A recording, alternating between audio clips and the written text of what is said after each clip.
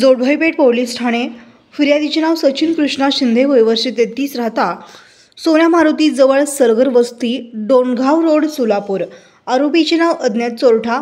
गेलेला माल 35,000 रुपयाची एक काळ्या मॅट रंगाची सुझुकी कंपनीची एक्सेस मोटारसायकल।